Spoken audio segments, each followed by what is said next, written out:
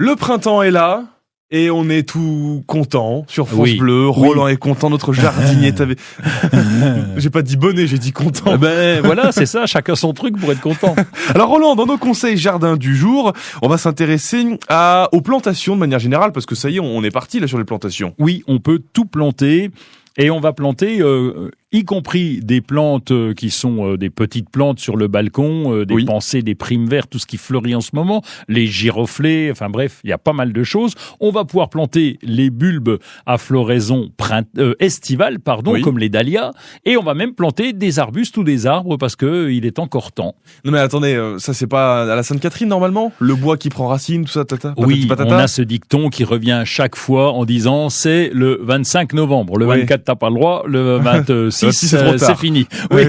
Eh ben non, pas du tout, parce que ça c'était avant, parce que les plantes étaient élevées en racinus, c'est-à-dire dans la terre. Donc on était obligé de les arracher pendant qu'elles étaient au repos en hiver, et l'automne était la bonne période. C'est pour ça qu'on a parlé de Sainte-Catherine. Mais aujourd'hui les plantes sont en pot et on peut les planter toute l'année. On évite pendant l'été parce que faut les aider en donnant un petit coup de flotte, et l'été quand il n'y a pas beaucoup de flotte, c'est pas très bien. Donc on peut planter absolument tout puisqu'on n'abîme pas le système racinaire, puisque les plantes sont en pot. Donc on peut y aller. On plante tout et n'importe où ?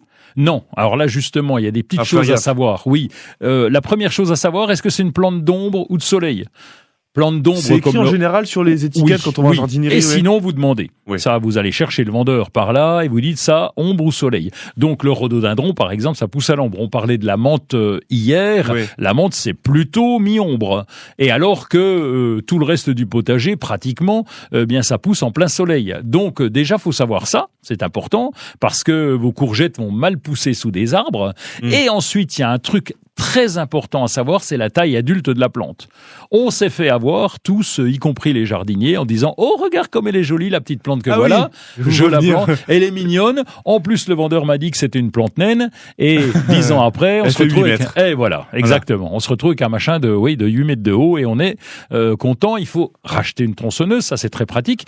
Donc pour la vente, évidemment, mais c'est pas l'idéal. Donc on se renseigne toujours sur la taille adulte. Il peut y avoir aussi des problèmes parce que si vous plantez trop près de la maison ou trop près de la terrasse et que c'est un arbre qui peut se développer de façon conséquente, eh bien, les racines peuvent faire un peu de dégâts. Donc, l'anticipation, c'est le maître mot du jardinier ? Ah, taisez-vous.